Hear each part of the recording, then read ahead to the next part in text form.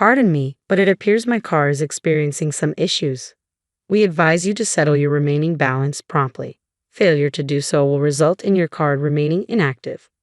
What? The customer service representative from the card company did mention an outstanding balance. It seems the payment from my usual credit card hasn't been processed yet. But why? Should have a significant amount saved in the account designated for automatic payments. However, upon checking my bank balance, it shows $0. The only other individual with access to withdraw funds from it would be my husband. With a sense of urgency, I reached for my mobile phone and swiftly reported to the police. I'm Garnett Felton, 30 years old, and I operate as a freelance web designer, setting my own tempo. Thanks to the flexibility of my job, I frequently meet clients face-to-face despite the option of virtual meetings. Though virtual interactions are feasible, I find that direct communication better conveys my concepts. As deadlines loom, I immerse myself in work, sacrificing sleep for productivity. My ability to sustain this pace is largely due to the unwavering support of my husband Thomas, whom I married just a year ago. A couple of years ago, when I was tasked with a project at a company, he was the liaison I dealt with. We dated for a year and a half before tying the knot. Following our wedding, he relocated to my apartment.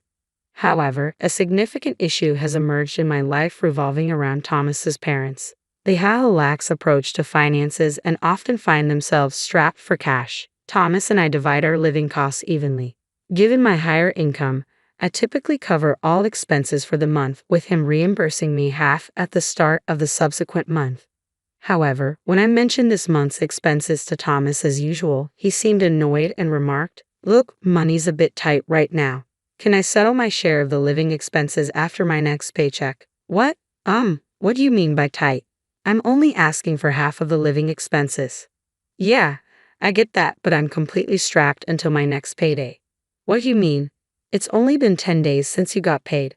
His evasiveness and reluctance to clarify started to irk me. His deliberate ambiguity prompted me to delve deeper. "Hey, can you please explain why you can't pay properly? And what's this about assisting your parents?" "Well, you see, is there something you're suspicious about?" "No, not at all. I simply assisted my mom and dad." "Assisted?" "Yeah, they mentioned they were facing some difficulties, so I sent them some money." Thomas's parents were supposed to be financially stable. My father-in-law held a full-time job, while my mother-in-law worked part-time. So, why did they suddenly require financial assistance? This question had been nagging at me, and I couldn't shake it. Why do your parents need financial support if they're both employed? This hasn't been necessary in the past. I've been assisting them for a while now. They recently requested an increase in the amount, starting this month. You didn't actually agree to increase the amount, did you? Yes, I did. Though the issue of helping one's parents in need is understandable, I couldn't help but feel unsettled by this revelation. "All right, just ensure you settle your share when you receive your paycheck at the end of the month." Agreed. My husband has a stubborn streak that's hard to break once he's made up his mind. While I adore him, his trait does lead to some challenges. I knew trying to reason further wouldn't sway him, and apologies weren't exactly his forte. So, I opted to refrain from pushing the issue and waited patiently till the next payday. Since that incident, he's been consistently finding excuses to avoid contributing to our household expenses. And when he does chip in, it's only a fraction of what's needed. It's been nearly 6 months of him refusing to pull his weight. While we're technically still married, my patience is wearing thin. Not only am I covering all the bills, but I'm also responsible for all the household chores. Reflecting on this situation left me feeling foolish and overwhelmed with a sense of emptiness. One late night, he stumbled in, his cheeks flushed from alcohol. Unable to contain my frustration, I raised my voice. "Why didn't you call if you were going to be out drinking? I made dinner and waited for you." Sorry. A colleague unexpectedly invited me out. "But couldn't you have sent a message? I've asked you before to keep me informed. It's not fair to leave me hanging. Don't start yelling the moment I walk in. It's not welcoming." "What do you mean? Why am I the one being blamed?" He shot me a look of disdain, as if I were in the wrong. His attitude infuriated me, and I confronted him. "How can you afford to go drinking when you can't even contribute to our bills?" "I can enjoy a drink occasionally. I'm exhausted from working every day." "So am I. I handle all the household chores." If you can't contribute anymore, can't we stop sending money to your parents? What? Why? That's my family's business. It's not your concern. And what about us, Thomas? Aren't we family too? What am I to you, living here with you after we got married? This is so irritating. What does it matter? You earn more than I do anyway. Why does he feel so entitled? The only reason Thomas can live comfortably is because I'm shouldering all the expenses.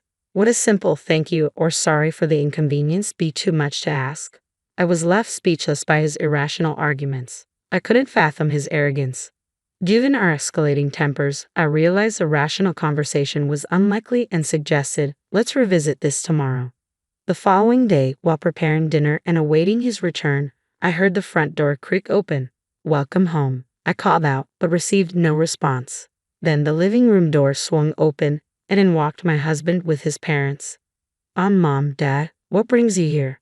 With a smug grin, my husband interjected, my parents have something they want to discuss with you. To discuss with me? Come on, Mom and Dad, let's get to the point. Prompted by my husband, my father-in-law began to look apologetic. Apologies for the sudden visit. We've come to talk about the financial support Thomas has been providing us. What's this about? Oh, Ernest, could you please ease up on Thomas? Surprised, I blurted out, what? I was completely bewildered. Then my mother-in-law, who had remained silent, spoke up. Garnett, Thomas has been sending us money each month, thinking of our well-being. It's unfair for you to accuse him. What are you saying? Accusations. All I'm asking for is our living expenses to be managed properly. Listen, Garnett, I hate to bring this up, but we're practically family, aren't we? If your own family were struggling, wouldn't you lend a hand? What? That's what anyone would expect, right? Your father-in-law and I have been experiencing financial strain lately, so we rely on Thomas to continue supporting us. Therefore, you should handle all the living expenses for both of you.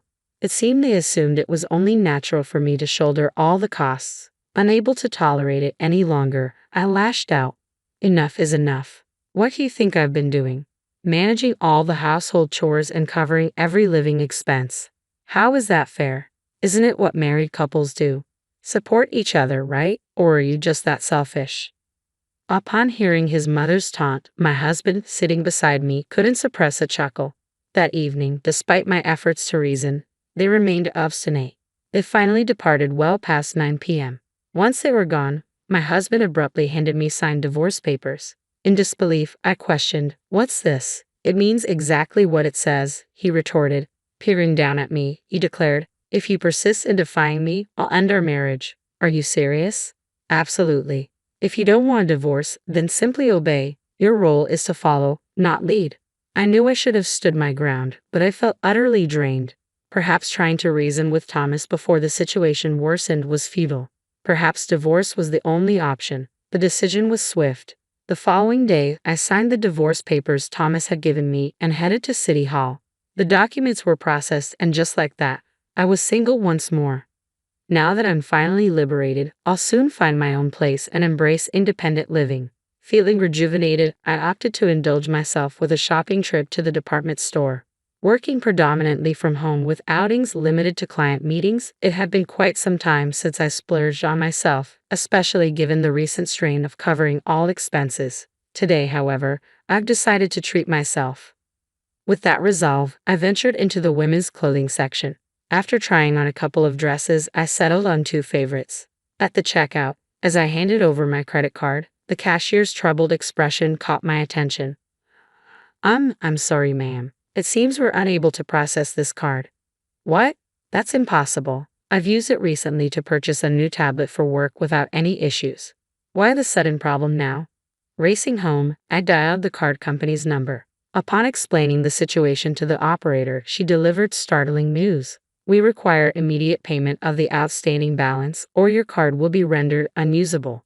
Outstanding balance. Indeed, last month, we were unable to debit your card usage from your account. Is this plausible? Please verify your bank account balance. After ending the call, I swiftly accessed my bank account online, the very account from which my card draws funds. Initially reserved for personal savings, it now solely serves my card transactions. If memory serves, there should be $5 million within, but the balance reads 0. Just before the card's due date, the entire $5 million had been withdrawn. What on earth was happening? A chilling suspicion gripped me. Could it have been Thomas? But who else had access? Our bank book and ATM card were stored together, only accessible to the both of us, meaning Thomas was the only other person who could have withdrawn from my account. I waited for his return, then confronted him. Hey, did you withdraw money from my account? He smirked, let out an exasperated sigh, and replied, clearly irritated. Oh, you figured it out. Thought I did a pretty good job of covering my tracks, huh? I can't believe this. Why would you do that? Why? For my parents, of course. I gave them your $5 million. What did you just say? Just as I said, they needed financial support. Fortunately, I have the means to provide it. Speechless, he began to explain, his tone tinged with pride. It appeared his parents had developed an obsession with online shopping. They were purchasing items they fancied, far exceeding their income. Initially, they turned to Thomas for assistance. However, as their spending spiraled out of control, they began to demand more.